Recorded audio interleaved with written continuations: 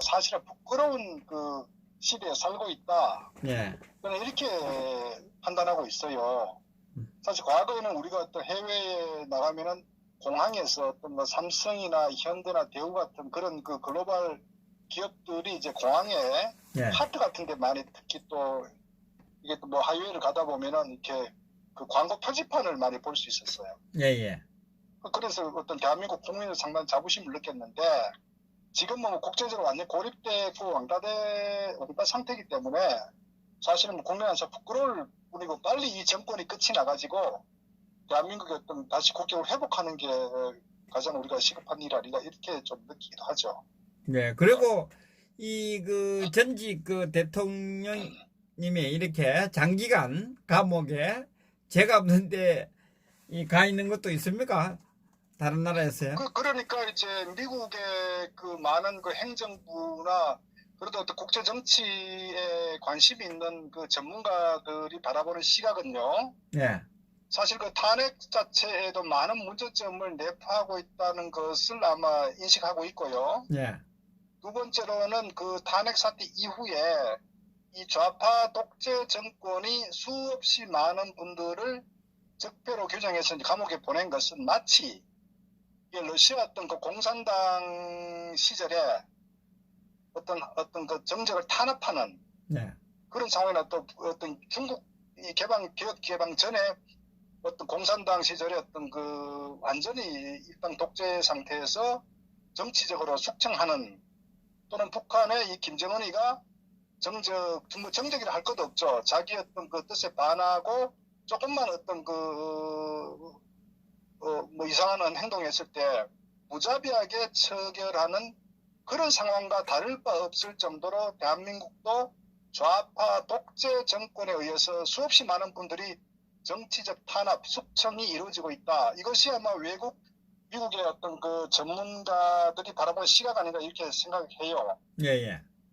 어떤 그것이 어떤 대한민국 현재 해외에서 바라보는 대한민국이라는 나라의 어떤 내부 정치 상황을 어떤 인식하고 있는 그런 입장이다 이렇게 보면 될 것 같아요. 예, 우리 그 김동수 박사님 뭐 지금 이 사항을 심각하게 보고 계시죠? 저는 사실 뭐 제 개인적으로 이미 그 탄핵 그 소추될 때 예.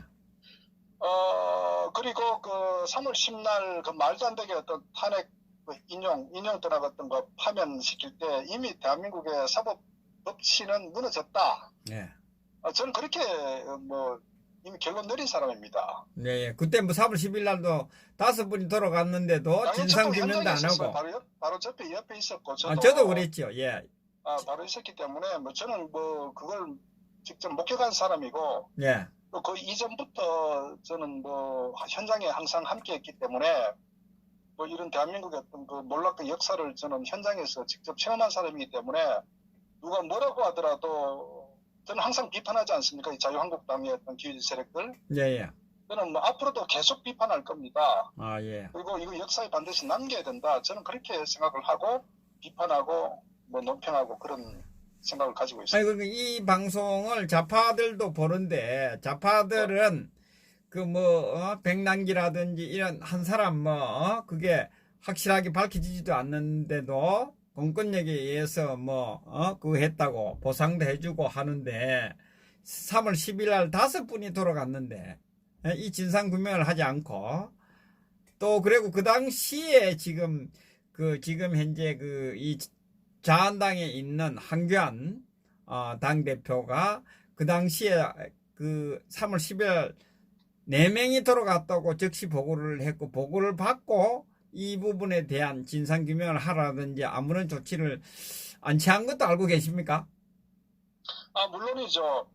저는 사실 그 탄핵 상황일 때 우리가 그 보수 우파 내부에 두 가지 그 견해가 있었어요. 예, 예. 하나는 그 황교안 씨가 그 권한 대행으로서 당시에 네. 이 문제를 바로 잡기를 바라는 또 측면 하나 있었고, 예. 또 한편으로는 그 어쨌거나 그 불가피한 대선이 이루어질 때에 황교안 전 총리가 하나의 그 보수파의 대권 후보로서 예. 나서주길 많은 국민들이 바랬죠. 예. 그만큼 그 상황이 마무리한 상황이었는데 결국은 본인이 보인 행태는 사실은 어쨌거나 긍정적으로 보려고 많이 노력했었어요. 그 당시에 왜 그럼 황교안이 나서지 않느냐 했을 때 예. 미국에서 예. 그 당시 남북 관계나 이 미북 관계가 상당히 이제 그 위험한 상황이 접어들 때에 또 황교안이가 어떤 이 자리를 지켜줘야 미국에서 어떤 제재 내지는 여러 가지 군사적 행위를 하는데 뭔가 뒷받침되는 거 아니냐 뭐 이런 식으로 상당히 어떻게 보면 억지로 이렇게 황교안을 긍정적으로 해석을 많이 했었어요. 그렇죠. 근데 예. 그리고 실제로 이제 시간이 지나면서 그 사람의 어떤 그 행적, 그 사람의 실제 마음, 이 모든 것들이 그냥 명확하게 드러났죠. 그래서 저는 뭐 누가 뭐라고 하더라도 황교안 씨는 뭐 지도자로서 자격도 없고, 예. 특히 대한민국이 그렇게 그 무참히 몰락되는 상황에서 그 당시 어떤 그 국정을 책임지고 있는 사람 입장에서 네. 어떤 행위도 하지 않았고 탄핵 그 파면에 대해서 헌법재판소의 입장을 존중한다. 이런 또 입장을 내놨고 예. 말씀드렸다시피 백주 대낮에 그렇게 그 무장 비폭력 어떤 그런 이런 입장을 갖고 있는 분들이 정말 수없이 많은 분들이 사망하고 다치고 함에도 불구하고 예. 아무런 어떤 조치 취하지 않았다. 이 자체는요. 저는 모든 걸 다 떠나서 그 사람은 굉장히 아마 추후에 그 스스로 또는 많은 역사에서 비판을 걷지 못할 것이다. 저는 그렇게 봅니다. 그렇기 때문에 그 사람 정치 해서도 되지 않고요. 예. 도저히 저는 납득할 수도 없고 그래서 한 인간으로서도 납득할 수 없고 정치 지도자로서의 어떤 그 자격도 없고 저는 뭐 어떤 측면에서도 저는 도저히 용서할 수 없는 사람이다. 그런데 그런 사람이 나서서 정치 전면에 나서서 뭔가 하겠다. 저는 동의할 수도 없고, 예. 도저히 뭐 용서할 수 없다. 저는 그렇게 봅니다. 그리고 이렇게 디테일하게 따져보면 2017년 3월 이제 대통령 직무가 정지됐잖아요. 탄핵이 소추되고 난 이후에 그죠? 그 다음에 국무총리로 권한 대행을 했지 않습니까? 그러면 뭐 3개월 3월 10일 날 탄핵이 되고 난 이후에는 대통령이었거든요? 그렇지 않나요? 당연히 이제 뭐 어떤 대선을 발휘하는 그런 입장에서. 권한 대행이 아니라 대통령이었다고. 그렇지 않았나요? 선거할 때까지는? 뭐 어쨌거나 뭐 최고 뭐 권한 대행 시절에도 뭐 어떤 국정을 총괄하는 입장이었고. 아니 그러니까 이 박근혜 대통령이 탄핵이 됐기 때문에 네, 그렇습니다. 이 업무적으로 보면 대통령이 직책을 맡고 있은 상황이에요. 그런데 그날 당일에 네 분이 돌아갔는데 즉시 보고를 했는데 진상조사라든지 이러한 아무런 조치를 하지 않아요. 그럼 진상조사를 하게 했으면 언론방송에 이것이 나와서 전 국민이 알게 되었을 겁니다. 그런데 이것을 하지 않음으로 해서 사실상 직무유기 아닌가요? 그 황교안 씨에 대한 부분은 뭐 수없이 많은 어떤 그 논란이 있고 저는 추후에 반드시 그 부분에 대한 구체적인 어떤 평가 내지는 뭐 책임을 져야 된다고 저는 보고요. 뭐 어쨌거나 그 사람이 보이는 어떤 비겁한 행태, 그 촛불의 위세에 눌려서 정말 국정을 책임지고 있는 사람에서 모든 사법적 어떤 그런 그 틀도 완전히 무시해버리고 국민이 아니는 본데간데 없고, 그러니까 저는 한마디로 비겁했고 정말 뭐 모든 측면에 저는 뭐 이해할 수 없고 용서할 수 없다. 저는 개인적으로 그렇게 생각합니다. 어쨌든 그런 사람이 지금 정치 전면에 나서서 우파의 어떤 그 대한 지도자라는 자체가 저는 넌센스다 보는 거예요. 그러니까 업무적으로 보면 대통령직을 수행한 거예요. 대행이든 뭐든 사실상. 그리고 황교안 대표가 또 검사 출신 아닙니까? 그죠?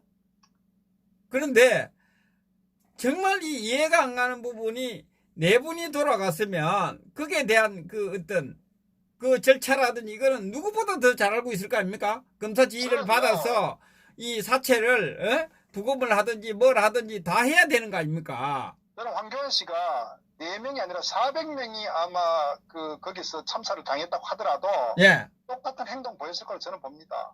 그러니까 그것이 황교안 씨라는 것을 그렇다면 우리가 알아야 된다. 정치판에 놓으면 안 되는 거 아닌가요? 그러니까 제가 나오면 안 된다고 얘기를 했잖아요. 참. 그러니까 저는 개인적으로 사실 그 이전부터 저는 평가를 내려서 왜 사드 배치를 성주에 산다고 했을 때 그 당시 황교안 전 총리가 그 성주에 갔었다고요. 네. 그때 아마 그 많은 그 집회하는 사람들이 물병도 던지고 해갖고 막 그때 황교안이가 휘겁져 도망을 갔어요. 근데 사실은 그게 있을 수가 없어요. 왜냐하면은 이게 국가의 총리가 된 상태에서 그 부분에 대해서 휘겁져가 도망가고 저는 그 당시에 보고 이미 황교안 씨는 저건 지도자도 아니다. 공직자로서의 기본도 무시했고 저 총리로서의 뭐 동네 이장 정도는 모를까. 총리급 전혀 아니다. 저는 그래 그 당시에 솔직히 개인적으로 그 판단했어요. 왜 결연한 모습 왜냐면 사드 배치는 사실 그 박근혜 정부 때 북한의 핵 문제에 맞서가지고 예. 불가피하게 국민의 생존권을 우리가 지키기 위해서 불가피한 선택을 했거든요. 예. 그렇다면 그 부분에 대해서 한정도 안 되는 그 어떤 그 집회 세력들에 대해서 단호하게 공권력을 동원해갖고 그냥 완전 정리를 해야 된다고요. 그리고 네. 그 사드 배치는 정말 어떤 그 차질 없이 지켜야 되는데 그 이후 어떻게 했어요? 그래서 저 사람은 황교안의 정치 지도자가 될 수 없다니까요. 그리고 막말로 본인의 어떤 역량 자체가 저는 장관 깐단이라고 봐요. 동네 이장 정도. 저는 그렇게 봅니다, 개인적으로. 아니, 그런데, 한 가지 예를 들면, 그러니까, 가족이 만약에 거기에서 희생이 됐다. 그래도 가만히 있었을까요? 지금까지? 지금까지 한마디도 없잖아요. 제가 말씀드렸지 않습니까? 자꾸 뭐 이렇게 되풀이 되는데, 어쨌거나 저는 뭐 개인적으로 그 정치 지도자 감도 아니고 리더십도 없고, 그 다음에 비겁했고, 네. 정직하지도 않고, 또 신앙을 또 믿는 사람으로서 정직하지 않았다. 그래서 저는 어떤 모든 측면에 있어서 황교안 인물에 대해서 저는 전혀 동의할 수가 없다. 저는 어쨌거나 뭐 그렇게 생각을 합니다. 그래서 그런 부분에 대해서 예. 많은 국민들이 하나의 뭐 어떤 우파의 대안으로서 맹목적 지지한다는 하는데 지지할 때는 이유가 있어야 돼요. 그래서 저는 그런 부분에 대해서 좀 냉정한 평가, 비판이 좀 필요하다. 막말로 황교안이 뭐 나라를 구할 건 아니지 않습니까? 네. 그 정도 인물 왜 우리 항상 그 지도자라는 것은 난세에 네. 그 사람이 어떤 그 행동을 취했느냐 이게 매우 중요하거든요. 그렇지. 그러니까 국가가 어려울 때 숨어 있다가 뭔가 이제 좀 이렇게 그 자리가 좀 이렇게 문제가 없다고 했을 때 나타나가지고 마치 지도자 한다는 자체가 절대 그건 지도자가 되어서는 안 돼요. 그래서 저는 사실 우리가 지난 2년 반 동안에 이런 대한민국의 어려운 상황에 지경에 처했을 때 이미 그 지도자 될 사람 이미 저는 검증 끝났다고 봅니다. 지난 2년 반 동안에 정치인이라고 했을 때 또는 시민사회 단체였던 그 뭐 리더들은 간에 어떤 모습을 보였는지가 우파의 지도자로서의 이미 저는 평가 검증이 이미 끝났다. 전 그런 측면에서 우리가 황교안 씨 같은 경우는 더더구나 어떤 막중한 어떤 책임 있는 자리에서 그 사람이 지난 과거에 보였던 어떤 그 행적들, 그런 측면 봤을 때 저는 뭐 황교안은 전혀 아니다 이렇게 보는 거예요. 예, 감사합니다.